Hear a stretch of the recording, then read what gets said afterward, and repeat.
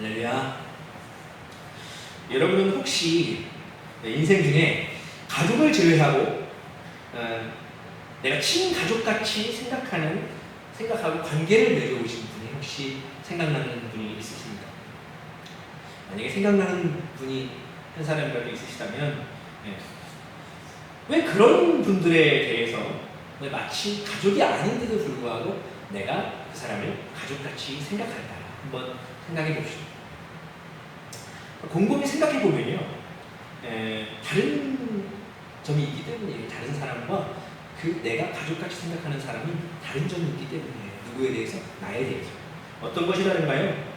다른 사람이 어떠한 내가 어려움이 있을 때, 나 몰라라 할 때, 남일처럼 생각할 때 나를 위로해 주는 사람, 또 내 걱정처럼 걱정해 준 사람이고, 또 아무 대가 없이 도움을 주는 경험이, 내가 도움을 받아본 경험이 있는 그런 경우이기 때문이죠. 그런 관계이기 때문에 내가 지금도 그 사람을 가족과 같이 여기는 것이 아닙니다. 저에게도 가족이 아닌데도 불구하고 그런 가족과 같은 관계를 맺고 소통하며 교제하며 살아가고 있는 사람들이 있습니다. 인생의 동반자라고 표현을 하는 것이죠. 이렇게 가족이 아님에도 불구하고 가족과 같이 마치 또 다른 나와 같이 나를 대해주고 생각해주고 따라주고 함께 해주는 인생의 동반자가 이 세상에 있다는 것은 얼마나 행복한 일인가요? 오늘 본문에 서로에게 인생의 동반자였던, 가족과 같이 지냈던 두 사람이 나옵니다. 그 사람 누구냐면 바로 다윗과 그의 친구 요나단이죠. 성경은 다윗에 대한 요나단의 마음을 곳곳에 표현하고 있는데요. 이제 오늘 본문이 있는 19장 2전장의 18장 1절 말씀을 보면 다윗이 사울에게 말하기를 마치면 요나단의 마음이 다윗의 마음과 하나가 되어 요나단이 그를 자기 생명같이 사랑하니라 했습니다. 또 오늘 본문의 다음 장인 20장 17절 말씀에도 비슷합니다. 다윗에 대한 요나단의 사랑이 그를 다시 맹세하게 하였습니다. 이는 자기 생명을 사랑한 같이 그를 사랑함이었더라. 아멘. 말씀을 통해 보면요, 요나단은 다윗을 끔찍하게 생각했던 사람인 것 같습니다. 심지어 표현하기를 자기의 생명과 같이 다윗을 사랑했다라고 표현하고 있죠. 오늘날 이제 온난화 기후가 되면서 이제 말세지말인 거죠. 여러 곳에 가뭄과 어디서는 홍수, 또 어디서는 지진, 기근, 여러 그런 전쟁이 터지고 있고 그렇잖아요. 근데 이게 그럴 때에 나라끼리 이기주의가 이제 보입니다. 그런 상황 가운데서. 근데 마찬가지로 우리나라 같은 경우는 개인의 이기주의가 있다고 저 어렸을 때부터 배웠습니다. 우리나라는 개인의 이기주의가 굉장히 심각하다. 또 요즘에 또 범죄 기사 같은 거 보면 가족끼리 서로 죽이는 그런 불효, 그런 일들도 있고요. 그렇죠? 굉장히 부도덕한 그런 일들이 많이 일어나고 있습니다. 믿을 사람이 없다 이렇게 표현하는 사람들이 많이 있죠. 이렇게 개인주의와 이기주의가 만연한 때에 우리가 오늘 말씀을 통해서 요나단의 신앙과 또 다윗과의 우정의 이야기를 통해서 하나님의 기쁜 뜻을 깨닫기를 소원합니다. 먼저 우리가 오늘 본문의 주인공 되는 요나단에 대해서 함께 살펴보겠습니다. 몇 가지 살펴보면 요나단은 어떤 사람인가? 그는 일단 신분상으로 어떤 사람인가요? 잘 아시다시피 이스라엘의 초대왕 사울 왕의 아들입니다. 그러면 왕의 아들이다 그럼 뭐라고 불러요? 여기는 왕자라고 부릅니다. 또 더 나아가면 미래에 왕을 이어받을 수 있는 사람이에요. 그렇죠? 장차 왕이 될 수도 있는 사람입니다. 또 그는 아버지 사울 왕을 도와서 블레셋과의 전쟁에서 이스라엘을 해방시킨 사람이에요. 용맹한 장수라고도 볼 수 있는 것입니다. 근데 그는 엄청난 업적을 가진 사람인데도 불구하고 겸손한 신앙심을 가진 사람입니다. 그가 이렇게 표현합니다. 전쟁에 대해서 전쟁은 사람의 많고 적음이 있지 않고 오직 하나님의 능력에 있다라고 고백하는 사람이었거든요. 굉장히 겸손한 믿음의 사람. 그리고 아까 말씀드린 바와 같이 다윗, 그 친구 다윗을 끔찍하게 아끼는 마음이 있는 대단한 사람이었다. 오늘 본문에도 그 마음이 드러납니다. 1절 말씀 우리 함께 읽겠습니다. 1절 시작. 사울이 그의 아들 요나단과 그의 모든 신하에게 다윗을 죽이라 말하였더니 사울의 아들 요나단이 다윗을 심히 좋아하노. 아멘. 다윗과 요나단의 우정은 육신적인 관계를 넘어서서 신앙적으로도 깊이 소통하는 관계였습니다. 요나단은 다윗이 섬기는 하나님, 그 하나님이 장차 다윗을 왕으로 세울 거라는 것을 확실히 믿고 있었습니다. 그리고 다윗을 마치 나중에 왕이 될 사람처럼 존중하고 그를 섬겼습니다. 그래서 그는요, 다윗을 여러 위기 가운데에서도 건져내기를 몇 번 했습니다. 서툴지 않았습니다. 오늘 본문 2절과 3절 함께 읽어보겠습니다. 그가 다윗에게 말하 이르되 내 아버지 사울이 너를 죽이기를 꾀하시니라. 그러므로 이제 청하노니 아침에 조심하여 은밀한 곳에 숨어 있으라. 내가 나가서 네가 있는 들에서 내 아버지 곁에 서서 네 일을 내 아버지와 말하다가 무엇을 보면 내게 알려주리라 하고. 그는 다윗을 지키기로 마음속으로도 맹세했고 다윗과도 약속했습니다. 그리고 다윗은 요나단은 자기가 입었던 겉옷과 군복과 칼과 활과 띠까지도 다 다윗에게 주었다고 했어요. 근데 당시에 요나단은 어떤 신분이었냐? 왕자였다고 했죠. 얼마든지 아버지인 사울과 더불어서 다윗을 죽이고 왕위를 꿈꿀 수 있었습니다. 그러나 요나단은 다윗이 왕위에 오를 거라는 걸 분명히 믿었고요. 또 사울은 어떻습니까? 반대로 하나님께 버림받은 사울은 자신과 망할 것이다. 그 사울의 가문, 즉 자기도 마찬가지로 망할 것이라고 믿고 있었어요. 그렇기 때문에 한 가지 부탁을 했다는 것이죠. 뭐예요? 혹시나 우리 아버지의 가문, 우리의 가문이 망할 때 그때라도 내 자녀를 긍휼히 여겨달라고 부탁을 합니다. 그 부탁으로 다윗과 언약을 맺습니다. 그리고 이렇게 선포하여 20장의 16절 말씀에 이렇게 선포합니다. 이에 요나단이 다윗의 집과 언약하기를 여호와께서는 다윗의 대적들을 치실지어다 하니라. 야, 참 대단한 거 아닙니까? 아직 망하지 않았습니다. 사울은 왕이에요. 자기는 왕자예요. 근데 자기네 집이 그 대대가 왕으로 쭉 명맥을 유지하면 얼마나 좋습니까? 그렇죠? 자기가 지금 좋은 거 다 쓸 수 있는 때 아닙니까? 이래라 저래라 할 수 있는 사람들 많이 있는 때 아닙니까? 다윗의 길은 그렇게 충분히 할 수 있는 건 아니에요? 그런데 요나단은 믿음이 있었어요. 어떤 믿음이요? 다윗이 왕이 되고 그렇게 되면 우리 집안은 망합니다. 참 만약에 이런 사람이 있다면 참 미쳤다고 할 거예요. 만약 이런 사람이 있잖아요. 야, 너희 집은 대대로 성공할 거야. 근데 니네가 성공하면 우리 집 망할 거야. 이런 얘기 했다가는 쫓겨날 겁니다. 그렇죠? 미쳤다고. 근데 이 요나단의 예언은 영감에 의한 예언이에요.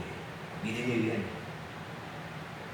당시에 다윗을 대적했던 사람 중에 가장 큰 사람이 누굽니까? 바로 사울. 요나단은 이 사울의 아들이에요. 원수의 아들이에요. 근데 자기의 가문의 장례까지도 보았다. 대단하죠. 굉장히 이 당시에도 아마 이것을 드러냈다면 비난받아 마땅한 행동이었을 겁니다. 아버지에게는 무료예요.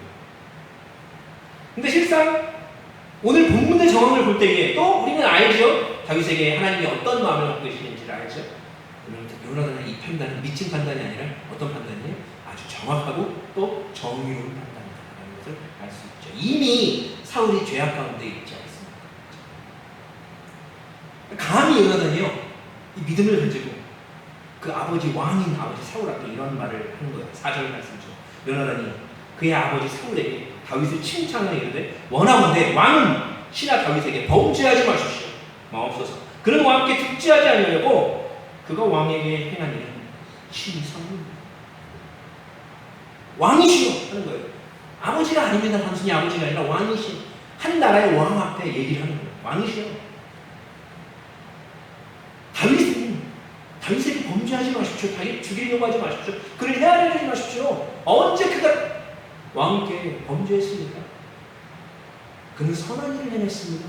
라고 얘기하고 있어요. 오히려 그 왕 앞에서 다윗을 칭찬했다고 했어요. 와. 아마 아들 아니었으면 당장 죽였을지도 모르겠습니다. 그리고 5절 말씀에 구체적으로 이야기하는 거예요. 5절 말씀 읽어보겠습니다. 시작. 그가 자기 생명을 아끼지 아니하고 블레셋 사람을 죽였고 여호와께서는 온 이스라엘을 위하여 큰 구원을 이루셨으므로 왕이 이를 보고 기뻐하셨거늘 어찌 까닭없이 다윗을 죽여 무죄한 피를 흘려 범죄하려 하시나이까. 아멘. 다윗의 업적은 우리가 알다시피 굉장히 대단합니다. 이전에 보면 17장에 기록된 다윗과 골리앗 싸움에서 굉장히 유명하지 않습니까? 그 블레셋 장수인 골리앗, 그를 쓰러뜨린 바람에 결국 이스라엘이 블레셋을 무찌르지 않습니다. 그래서 사울도 본래는 다윗을 굉장히 좋아했습니다. 당연히 잘해줬죠. 적군의 수장을 죽였는데. 사무엘상 18장 5절 말씀에 다윗은 사울이 보내는 곳마다 가서 지혜롭게 행하며 사울이 그를 군대의 장으로 삼았더니 온 백성이 합당하였고 사울의 신하들도 합당히 여겼더라. 아멘 했습니다. 사울이 다윗에게 심부름을 시키면 뭘 가서 뭘 해내라 그러면 너무 지혜롭게 잘하는 거예요. 성공해서 오는 겁니다. 그러니까 사울이 굉장히 아꼈다는 거예요. 얼마나 아꼈어요? 군대의 장으로 삼았. 근데 원래 그 전에 다윗이 골리앗과 싸워서 죽이고 돌아올 때에 다윗을 주목했다고 했습니다. 사무엘상 18장 6절에서 9절 우리가 돌아올 때에 곧 다윗이 블레셋 사람을 죽이고 돌아올 때에 여인들이 이스라엘 모든 성읍에서 나와서 노래하며 춤추며 소고와 병세를 가지고 왕 사울을 환영하는데 여인들이 뛰놀며 노래하여 이르되 사울의 죽은 자는 천천히요 다윗은 만만이로다 한지라. 사울이 그 말에 불쾌하여 심히 노하여 이르되 다윗에게는 만만을 돌리고 내게는 천천만 돌리고 그가 더 얻을 것이 나라 말고 무엇이냐 하고 그날 이후로 사울이 다윗을 주목하였더라. 아멘. 제가 사울이었으면 똑같았을 것 같습니다. 제가 사울이었어요. 분명히 내가 왕이고 나를 함대 지금 하는 여기 보면 그렇잖아요. 사울 왕을 함대하고 있다고 6절 말씀에 그러잖아요. 18장 6절. 그러니까 왕 사울을 함대하는데 거기서 다윗이 만만이라 사울은 천천히. 완전 사울 왕 입장에서 조롱당하는 거 아닙니까? 그러니까 다윗이 미울 수밖에 없어요. 저 같은 경우 있어요. 처음에는 요나단처럼 사울도 영웅 다윗을 환대했다. 근데 시간이 지나니까 사울이 다윗에게 시기심이 생긴 거예요. 결국은 사울이 자기 인생을 바쳐서 뭐 하는 데 바쳐요? 다윗을 죽이는 데 바쳐. 쫓아다니는 데 바쳐. 아니 그 다윗이 뭐라고? 쫓아다니고 죽이려고 신하들 끌고 곳곳을 다닙니다. 근데 여러분 보십시오. 오늘 주인공인 요나단의 입장에서는 다윗을 봤을 때는 어떻습니까? 만약에 요나단의 입장에서 보면 사울보다 오히려 더 시기심이 클 수도 있는 상황입니다. 우리가 드라마 보면 잘 알죠? 사울은 왕이에요. 사울이 왕이 됐을 때 요나단은 뭐 좋습니다. 아버지가 왕일 때는 너무 평안하죠. 근데 문제는 뭐예요? 자기가 그 다음 왕이 돼요. 근데 그 경쟁 상대가 생긴 거예요. 누구요? 다윗. 그러면 요나단의 입장에서 더 큰 시기심이 생기지 않습니다. 사울은 솔직히 자기가 왕인데 다윗 부려먹을 수 있잖아요. 옆에 두고. 그럼 끝인데 요나단은 그렇진 않잖아요. 그렇죠? 그러니까 더 왕자의 입장에서 시기와 질투가 날 수 있어요. 그런데 요나단은 그렇지 않고 하나님이 다윗을 크게 사용하고 있다는 것을 알았다. 지금 크게 사용하고 있죠. 물론 그렇지만 왕이 된 것은 아니었죠. 신분은 요나단이 높은 거죠. 그럼에도 불구하고 요나단은 다윗을 섬기고 있는 거예요. 이미. 그게 사울과 결정적으로 다릅니다. 오늘 본문 보면 요나단은 쫓기는 다윗을 만나서 그를 위로하죠. 괜찮겠다 하는 거예요. 내가 도와줄게 하는 거예요. 내가 우리 아빠와 네 얘기를 할게. 근데 나눌 때 아버지께서 어떠한 무언가를 말씀하시면 내가 다 너에게 전해줄게 하는 거예요. 얼마나 큰 힘입니까? 그렇죠? 그리고 고백을 하는 거예요. 다윗이 왕이 됐어. 다윗도 왕이 되고 자기는 요나단은 그 다음이 되겠다. 약속한 거예요.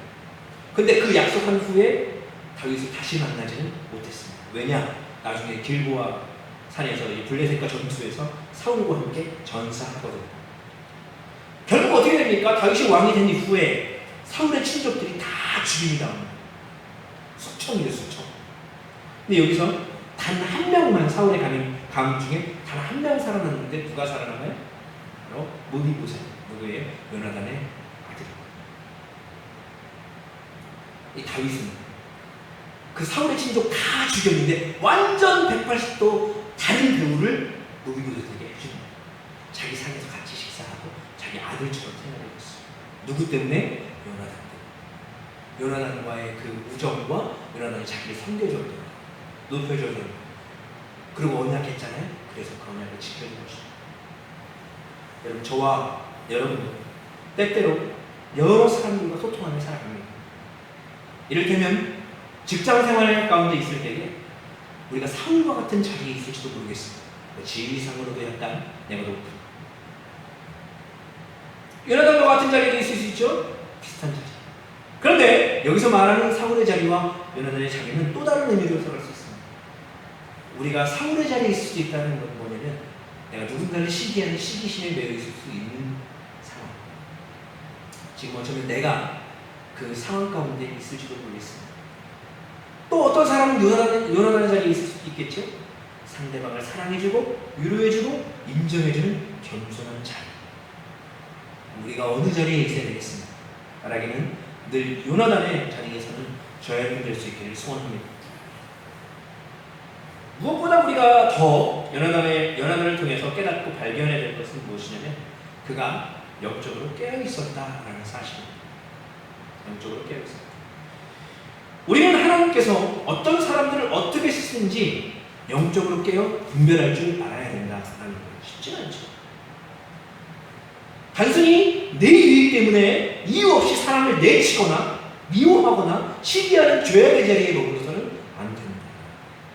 하나님 싫어하시는 거죠.